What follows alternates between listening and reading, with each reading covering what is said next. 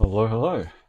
It is in the middle of Feb right now, and I figured that, well, I should probably do a video that showcases more of the English manga that I have because I'd say maybe 90% of the manga that I own and read is in Japanese, and the others, in terms of the English stuff, is mainly just more alternative manga. Because for me, if I'm reading more of the popular stuff, it's a lot cheaper and easier to get it in Japanese. But yeah, for some other stuff, usually if it's a bit like harder to get or if it's alternative manga and there's an English version, I will try to get it to support, smaller and independent publishers.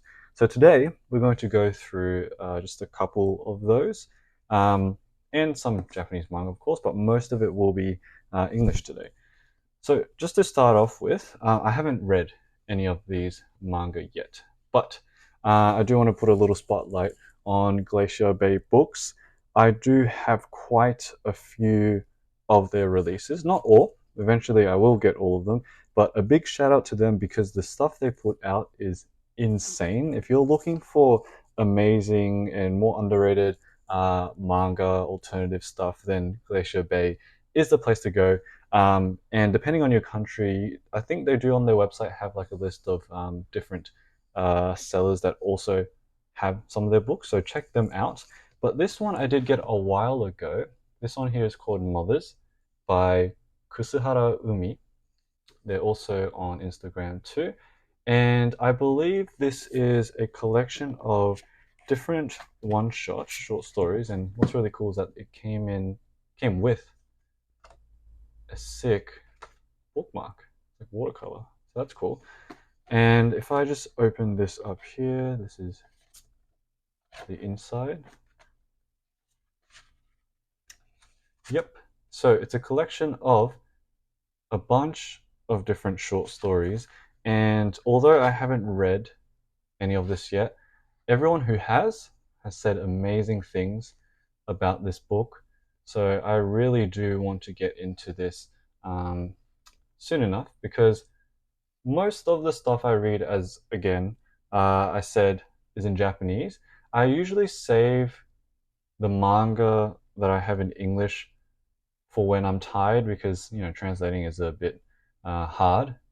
So this one's first on my list in terms of English manga to read. Currently, right now, I've finished Tsuge Yoshiharu's Nerishiki, still reading through the gigantic essay. But yeah, the art style here looks amazing, and it seems like they are. I mean, I'm just guessing from the title. We have stories that are centered on mothers, motherhood, parenthood. Just guessing, right? Um, but all of them do seem very heartfelt and emotional, which I seriously can't wait to get into. But yeah, this one has been talked about quite a bit, at least from what I've seen in my circle, and everyone has said this is one that you really need to read. So yeah, shout out to Kusahara Umi. I'll put their socials in the description as well below. Okay, cool. So I've got another Glacier Bay release as well. This mangaka I've never heard of before, but their name is Tomohiro Tsugawa, and this is a collection of stories again. This time titled Mermaid Town. Really love the color of this one. Here's the back of it, Glacier Bay, and oh, whoops, I should have shown it before, but at the back, here's a little bit about Kusahara, and this was published in 2023.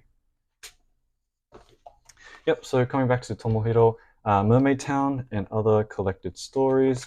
This was published, I believe, yep, 2022. And what's cool about this is that you've got this red color across the pages. And what's really good about Glacier Bay Books as well is that all of their books are very high quality in terms of the printing, in terms of the actual paper itself, how the book is made. So, so nice. And yeah, I don't know anything about this one either. I haven't read it yet. but the cover and there's like, I don't know what's going on, but this main character seems really interesting, the one on the cover. But yeah, pretty much anything that Glacier Bay Books puts out, tongue twister, I will try to pick up because they always have a great selection of different books to dive into. And one of them that I'm really looking forward to, and one that caught my eye and just made me so surprised and happy, was they are putting out, I think it's a collection of stories as well by Natsujikei Miyazaki, I believe their name is. They do some amazing work, some very heartfelt, emotional stories that made me cry. Maybe in a future video I'll show one of those books off. But yeah, they have one coming in 2024, I believe. So look out for that. So yeah, those two are both from Glacier Bay Books, Kusahara Umi and Tomohiro Tsugawa. I have more books from Glacier Bay, but I want to, space them out, put them in different videos as well. So, it's not the end of my uh, Glacier Bay collection. More will be coming in the future. And I also have shown some as well in previous videos. All right, so continuing on with some English versions or official English translations of manga. This one here I got from a Kickstarter, and it is called The Murderer and Her Runaway Desire. And this one is, as it says, R18 with a beautiful cover. Beautiful cover. I bought this Kickstarter a long while ago, so I don't even remember what the premise of the story was, but you can sort of see just from the cover. And the author behind this, the mangaka, is Aneido. I'll put their socials in the description as well. And it's described as a psycho horror yuri manga, which is insane because I'm not gonna lie, when I went into the Kickstarter, like it caught my eye immediately. I just bought it straight away, but I totally forgot that it was an R18 manga. But that's fine because I have taken the advice of you guys and have some bookmarks. But I will say now that I can't show most of this manga. It's going to be really hard to actually show too much. So just a couple of pages. Just a couple of pages. This is just a warning as well. I don't really know what it is about, but it seems like it is something crazy between a student and a teacher. So yeah, I pretty much can only just show the first couple of pages just to give you guys a sense of the dialogue, the characters, the art. But yeah, very limited as to what I can show. Aneido has made some other manga, some one-shots. I think there are ebook versions, but this one at least right now is only available from the Kickstarter, and that has ended. So maybe in the future they will put it up as another tankobon, something like that, maybe. And yeah, I gotta be careful. And as you can see here, from this point onwards, I cannot show a single thing. It gets very, very sexual and in your face. But I am very excited to get into this because the cover is just so good. Because when the Kickstarter was released, there was a Japanese version and an English version that you could choose between. And on the back, yeah, Red String Translations did the official translation for this one. So this one I am also very excited to get into, though I do have to prepare myself before I actually jump into it because yeah, R18 and it looks pretty heavy in terms of the content and subject matter. All right, so next one here, we've got Japanese manga. So those other three were all in English, all officially published in English.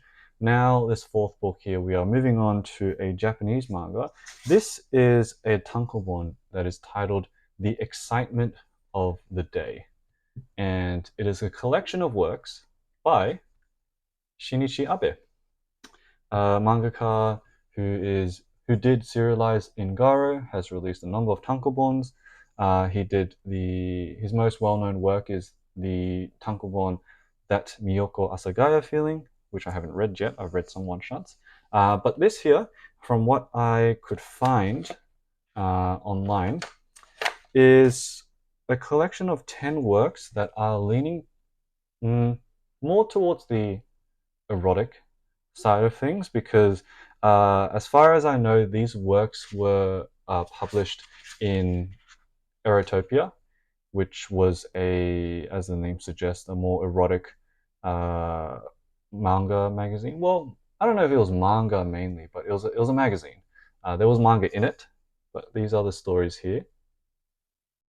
But yeah, as far as I know, they were published in that magazine. So I will showcase some of them. Sometimes I will have to flip away. But it's very interesting. I don't know if it's the printing or the actual way it was drawn before, but the first couple of stories have this more, I don't know, it looks visually different compared to like if I just went to the back. I'm not too entirely sure. But the detail from Abe is crazy here. I haven't seen this much detail from Abe before. I'm not going to lie. What I've seen mostly is actually I might as well do a comparison because well, it's not even whatever. I'll leave it like this. Who cares? The art style with Miyoko is a lot more simplified. So this is That Miyoko Asagaya Feeling, also published in English, but out of print a long time ago. But in terms of the visual style of things, very different to the excitement of the day. More simple. Backgrounds could be more simple as well.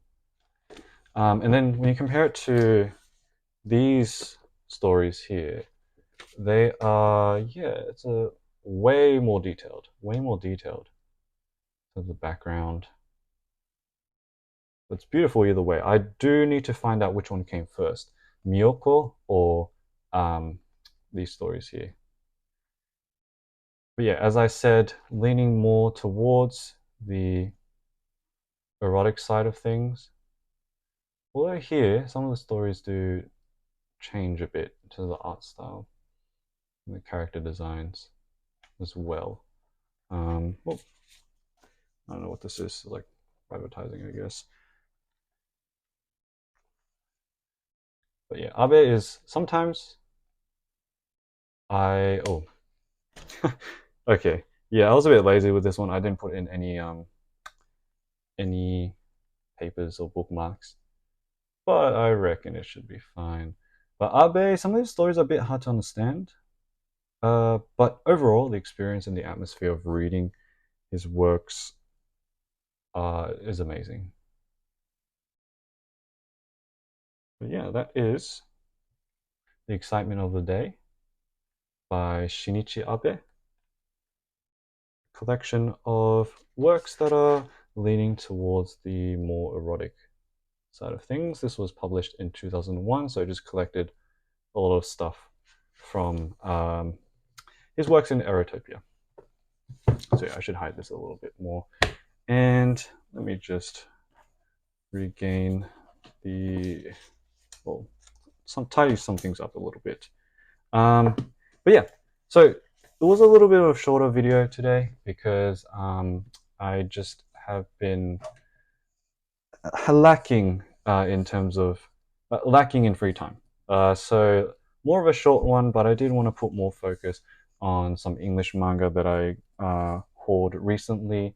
And shout out to Glacier Bay Books and Aneido or Aneido. I'm not sure how to pronounce it, but yeah, shout out to them for getting their works out in English because we need more of this stuff, more alternative manga and lesser known manga and manga to pop up in the English scene. So yeah, all right, I'll see you guys in the next one. Bye.